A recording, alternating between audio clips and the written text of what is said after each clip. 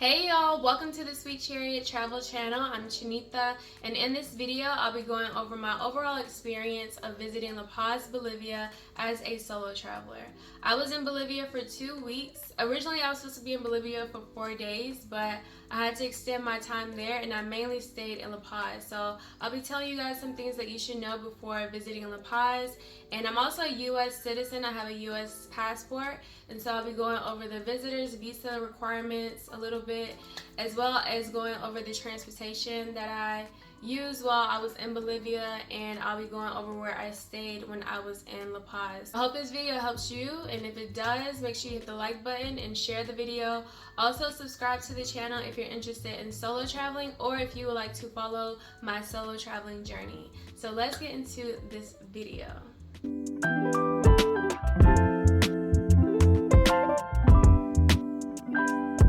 So the reason I decided to travel to La Paz was so that I could go to Uyuni. I really wanted to go to the salt flats. When I was in Peru, I saw a picture of Uyuni and I was like, where is that? How can I get there? I really want to go there. And so I decided to travel with the Peru Hop, Bolivia Hop travel company. And that was the best decision because getting my visitor's visa was a little stressful. And a lot of that had to do with the fact that I didn't have some of the documents. Like, I looked at the list and I was like, oh, they're not really going to need a copy of my bank statement, or they're not really going to need a copy of my itinerary. So I didn't print it out. And that's where the Bolivia Hop representative came in to like help me with that whole process. So she helped me print out the documents that I was missing. I also didn't have cell phone service because once you cross the border, you won't have cell phone service. So she helped me print out the documents I needed. I do have Google Translate downloaded. However, it's still great to have someone there to translate a conversation. It just goes by quicker. And most immigration officers, no matter what country, most immigration officers don't really have the patience to use Google Translate. Like, they're not gonna work with you that much. So it was nice to have someone there to translate for me. And we had 2 representatives. So one was from Peru Hop and then the other one was from Bolivia Hop. Another issue I had at the immigration office was my US dollars. They weren't crisp enough. So your dollars have to be crisp. It can't have any wrinkles, no like slits or tears in it. It can't be previously folded. It has to be perfect. I paid in US dollars. You can also pay in Bolivianos.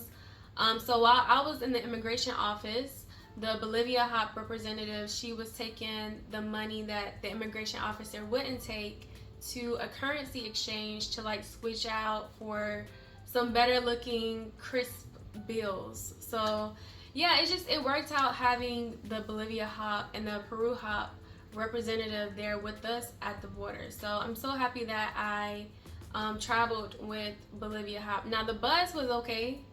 It was okay, but really it was having them there at the immigration office that made it worth it for me as a solo traveler and as someone who doesn't speak Spanish. You do need the yellow fever vaccine if you are going to an Amazon area. That is for your safety. So if you're traveling to La Paz or you're traveling to Uyuni, then you don't need to have the yellow fever vaccine. I didn't need to have it. And really, like, if you're at a high altitude, mosquitoes are not going to be at a high altitude. So that's why I didn't have to have it. Same thing with Uyuni. Uyuni is at a high altitude, so mosquitoes are not going to be in that area. I do not have the yellow fever vaccine. Yes, I went to Death Road. Death Road wasn't even originally part of my itinerary. So when I went through immigration, the officer, he looked at my itinerary. He was like, okay, you're not going to an Amazon area. He looked at my accommodations, and then he looked at my bus ticket out of Bolivia, out of La Paz, and he was like, okay, you can enter into Bolivia without having the vaccine because it wasn't a part of my itinerary, it wasn't a part of my plans. And so I didn't think about the fact that I could have gotten malaria until we descended from the mountains and we were in the Amazon area. I started to see a lot of mosquitoes and I was like, I don't even have the vaccine. Yeah, don't be like me. God was really with me because I could have gotten malaria. So that is very serious, very serious. Another thing to be mindful of is the altitude. La Paz is at a high altitude, so be mindful of altitude sickness. I actually already have a video on how to adjust to altitude sickness while traveling in South America. I'll put a link for that video in the description box, so make sure you check out that video. But yeah, be mindful of altitude sickness. Give your body some time to adjust to the new environment. I stayed in the Sopocachi area at the Salina hostel. I don't care for hostels, however, I wasn't sure how safe La Paz would be, so I was like, let me just stay at a hostel with other tourists rather than being by myself in a hotel or at an Airbnb. I booked a private room at Salina and it was okay. If you like hostels, then you might like Salina. If you want to meet new people, then maybe Salina is the best bet for you. When I came back from uni, I booked an Airbnb and that was the best thing for me. It was perfect for a short stay. It had everything I needed.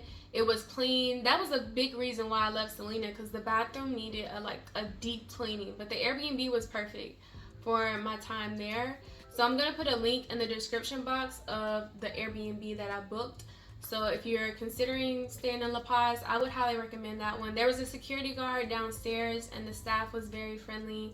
I also like that it was still like near the Hypermaxi, and there was just different restaurants in that area that I liked going to as well. So yeah, I like that Airbnb and I would actually recommend others to look into staying in that Airbnb. And it was cheaper than the private room at Salina. Also, if you're planning to go on a tour, you can use the Salina hostel as your pickup location and your drop-off location, and then just walk to that Airbnb because it's like right down the street from Salina. So to me, it's a perfect location. Now, to get to some of the tourist attractions, you will have to walk a little bit of a distance, but yeah, you will have to walk a lot in La Paz anyway. So for transportation in La Paz, I walked everywhere. Like, it's somewhat of a walkable city. It's very hilly, so you have to walk at an incline for the most part. And when it came to like walking in certain like really busy areas, people will like weave in front of you. Even if you're walking fast, like people will still try to weave in front of you, so you gotta have tunnel vision. I did ride the cable cars. I would say that's a must. That's a must do when visiting La Paz. You can't leave La Paz without riding the cable cars.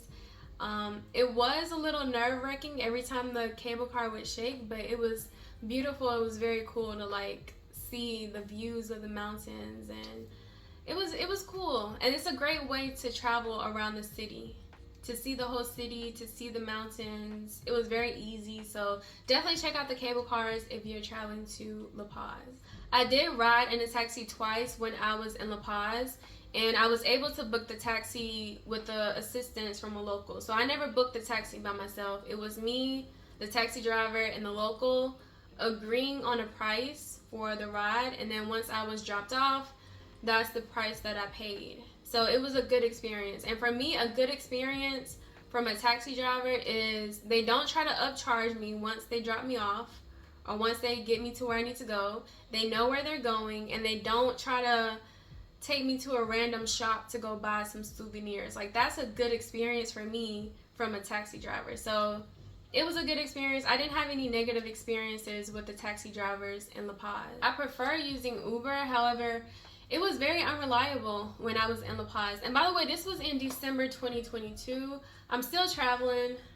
I'm like slowly like uploading my videos and sharing my experiences, but I'm still traveling. This was in December 2022, and Uber was very unreliable. The only time I was able to get an Uber was when I went to the El Hato airport, and I guess because it was such a distance away from La Paz, that's why he accepted my request. My ride request. So yeah, expect to walk a lot, or you can use the taxi to get around, and then for distances you can use the cable cars. So as a solo traveler and as a Black American woman, I did feel safe in La Paz. I still had to have my guard up. Like, I wasn't recording as much and I didn't have my phone out, not as much as I did when I was in Peru or Uyuni. Like, even when I was in Uyuni, I was like recording and I had my phone out. But in La Paz, it's underdeveloped, and it's also it's fast-paced in certain areas, so I had to have my guard up. But overall, like, I would say that I felt safe. I didn't have any problems when I was in La Paz. If you're someone who likes to take pictures and record, what I wish somebody would have told me is that the locals will most likely take offense to you recording them or recording what they're selling. I don't necessarily take photos of people. However, I will record an environment. And locals will most likely take offense to that. They did take offense to that. So that's why I didn't record that much. It was one day where I was lost. I was lost in it was in some neighborhood, right? Like, I was absolutely lost, but I was like, oh my god, like, I really want to record this. But I didn't want to push my luck because I'm like, I'm already lost, so like, I don't want to push my luck by having my phone out recording the environment, knowing that people are very uncomfortable with that and don't like that. So when it comes to the locals, ask for permission, as you should, because not everybody is comfortable being on camera. So make sure you ask for permission.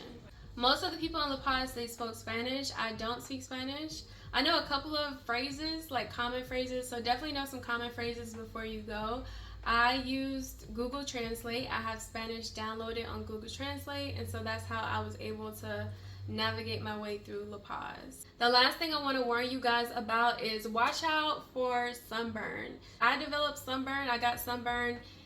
It was either in Cusco, Peru, or it was in La Paz, but both areas are very high altitude areas, and so because of that, the sun is just very intense. And so yeah, I developed sunburn on my scalp. At first I thought it was just dandruff, but then it started to get real bad, and I was like, oh, this don't look too good. It was sunburn on my scalp. I had never experienced that before. So wear a hat, wear a jacket to protect your skin, wear some sunblock, sunscreen, do what you need to do, especially if you are a black woman, you know, you wear braids, your scalp is so exposed. But that's like a whole video. Alright y'all, that is the end of this video. I hope you enjoyed it, and I hope this video helps you prepare for your trip to La Paz, Bolivia. I will leave some links in the description box for tours that I recommend, as well as the Airbnb that I mentioned, so make sure you check out the description box. Also, if you enjoyed this video, make sure you like and share the video and subscribe to the channel if you're interested in solo traveling, or if you would like to follow my solo traveling journey. Thank you for watching. Bye!